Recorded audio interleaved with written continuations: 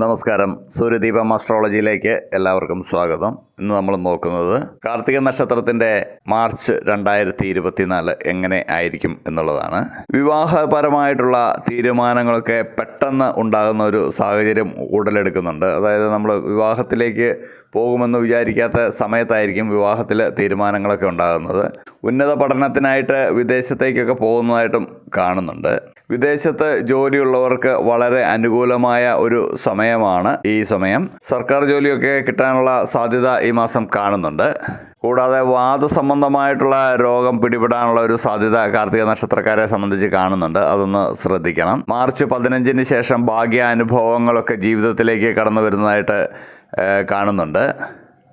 വാഹനലാഭം ഉണ്ടാവുന്നതായിട്ട് കാണുന്നുണ്ട്. വസ്ത്രലാഭം കാണുന്നുണ്ട്. കൂടാതെ വീട്ടിൽ ഒരു മംഗളകർമ്മം നടക്കുന്നതായിട്ട് കാണുന്നുണ്ട്. ഗൃഹപ്രവേശം, വിവാഹം, അതുപോലുള്ള ഒരു മംഗളകർമ്മം നടക്കുന്നതായിട്ട് കാണുന്നുണ്ട്. മാർച്ച് 25 ശേഷം അയൽക്കാരുമായിട്ടുള്ള അതിർത്തി തർക്കത്തിൽ, ചെറിയൊരു വാക്ക് തർക്കത്തിൽ ഒരു പോലീസ് കേസൊക്കെ ഉണ്ടാവാനുള്ള ഒരു സാധ്യത കാണുന്നുണ്ട്. അതൊന്ന് സൂക്ഷിക്കേണ്ടതാണ്. അപവാദ പ്രചരണത്തിനൊക്കെ ഈ സമയത്തൊരു സാധ്യത കാണുന്നുണ്ട്. വിദ്യാർത്ഥികൾക്കൊക്കെ പഠനത്തിൽ നല്ല ഉന്നത നിലവാരം പുലർത്തുവാനുള്ള ഒരു സാധ്യത ഈ മാസം കാണുന്നുണ്ട്.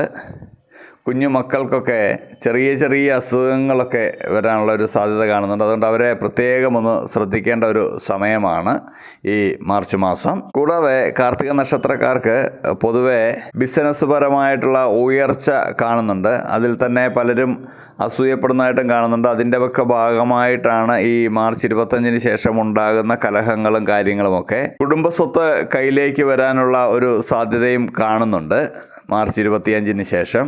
ഇതിനൊക്കെ പരിഹാരമായി സുബ്രഹ്മണ്യ സ്വാമി ക്ഷേത്രത്തിൽ പോയി വഴിപാടുകളൊക്കെ, ചെറിയ ചെറിയ വഴിപാടുകളൊക്കെ നടത്തി പ്രാർത്ഥിക്കുന്നത് വളരെ നല്ലതായിരിക്കും. ചുവന്ന വസ്ത്രം കയ്യിൽ കൊണ്ട് നടക്കുകയോ ധരിക്കുകയോ ഒക്കെ ചെയ്യുന്നത് വളരെ ഉത്തമമായിരിക്കും ഈ മാസം. ഇത്രയുമാണ് കാർത്തിക നക്ഷത്രക്കാരുടെ ഫലങ്ങൾ, മാർച്ച് മാസത്തിലെ ഫലങ്ങൾ. ഇനിയും മറ്റൊരു വീഡിയോ ആയിട്ട് നമുക്ക് വീണ്ടും കാണാം. നന്ദി, നമസ്കാരം.